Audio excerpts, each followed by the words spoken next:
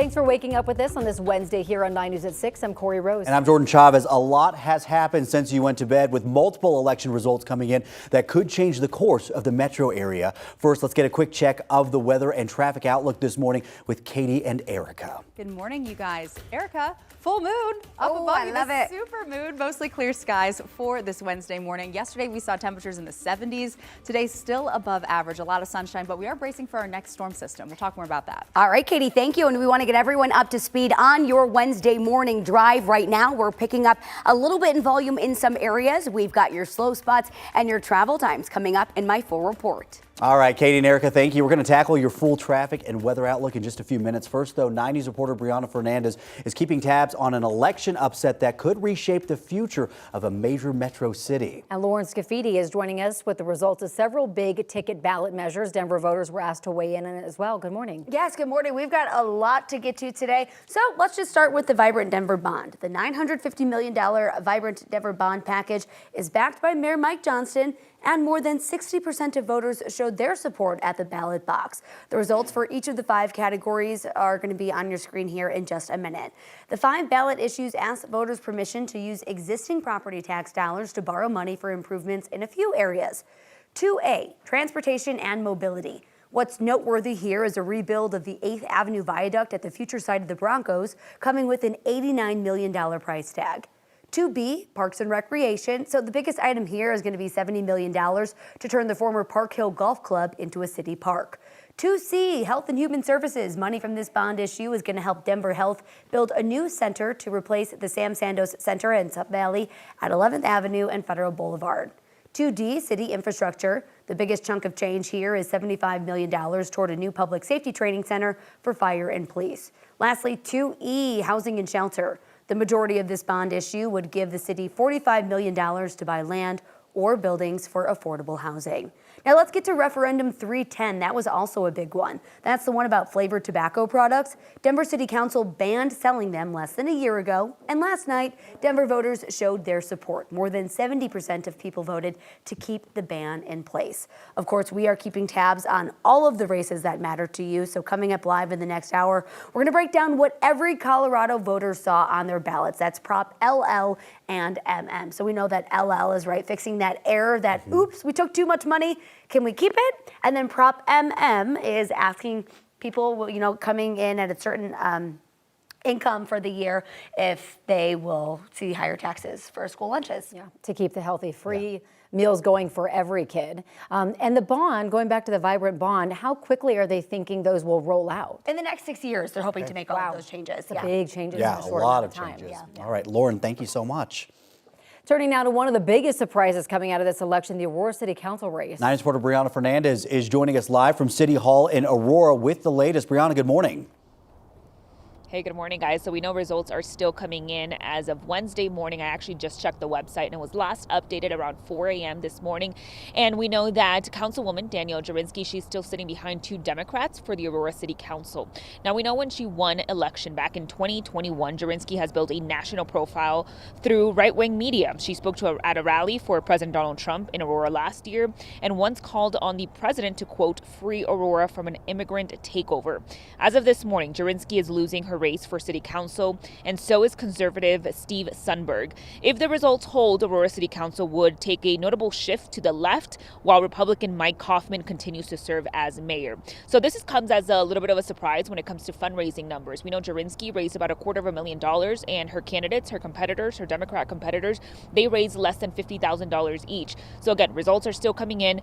We will keep you guys updated both on air as well as online when we get the final results from this election right here in Aurora. For now, I'm live here in Aurora. Brianna Fernandez for 9 News. Brianna, thank you. Let's take a live look outside right now over downtown Denver. What a beautiful start to your Wednesday morning, where our brief bout of November lizard weather is on its way out. Yeah, that's right. Let's get a check of your forecast now with Katie LaSalle. Katie, I guess that's one way to word it. Yeah, I love it. Corey, did you love yesterday? It was so nice. Upper 70s in downtown, 74 the official high out of the airport.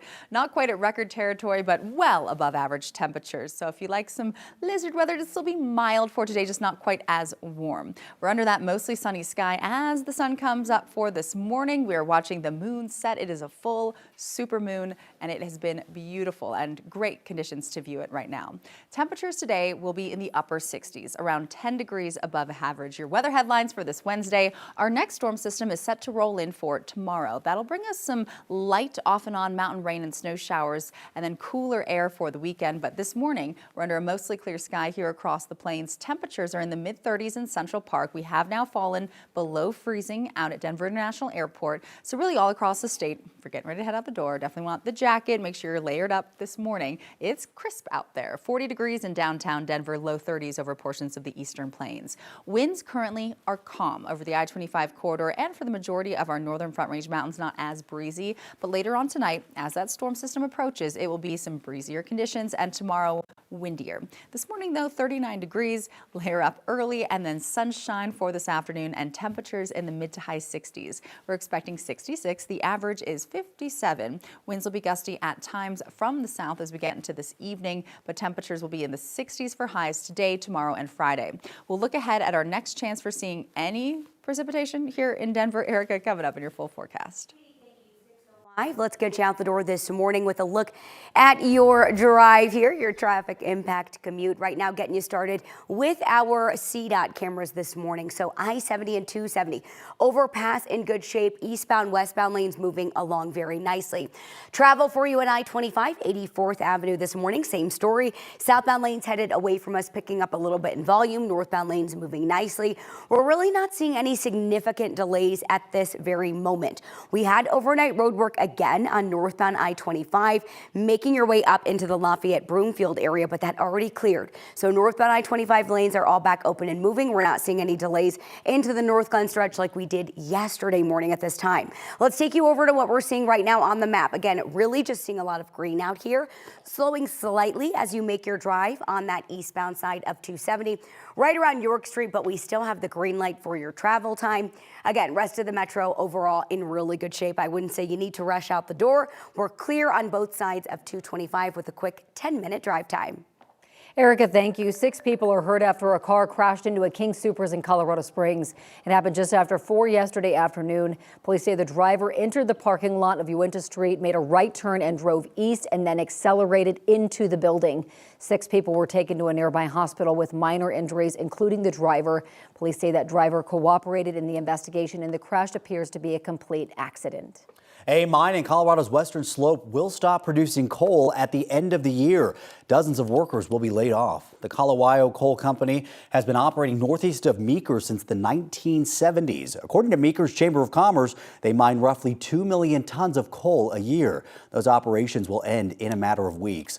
A new notice filed with the state shows 133 people will be laid off in early January. The positions range from electricians to accountants and engineers. We are now in the longest government shutdown in history, and more Americans say they are feeling the consequences. Yeah, we've talked a lot about food insecurity, but another huge pain point is air travel. So that includes here in Denver, out of DIA. 9 News aviation expert Greg Feist says with fewer controllers, fewer flights can fly in and out safely. That in turn leads to more delays and cancellations. If the shutdown drags on, that problem could get a lot worse. Transportation Secretary Sean Duffy says that the U.S. could close some of its airspaces if the traffic controller shortage continues.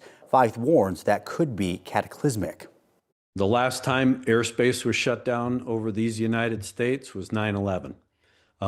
We have never even threatened to shut down airspace because of shortages of air traffic controllers or the support staff. So this is unprecedented, and unfortunately, especially coming into holiday travel season, this is going to have a ripple effect.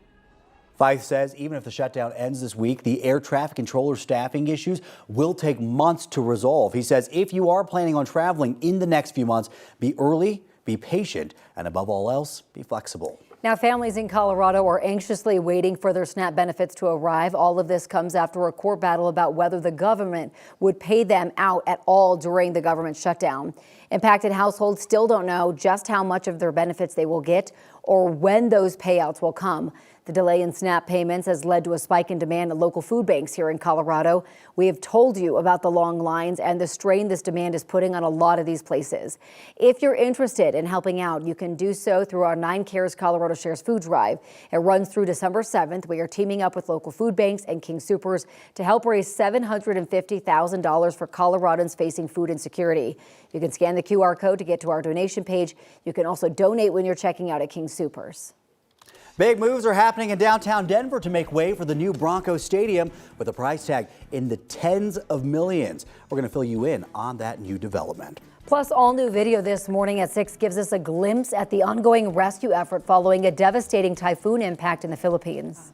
No risk of severe weather here across Colorado over the next several days. We'll stay under a mostly clear sky with a lot of sunshine for this Wednesday. Daytime highs in the upper 60s to near 70 in some neighborhoods today. We'll talk about our next chance for seeing any precipitation here statewide in your full forecast after the break.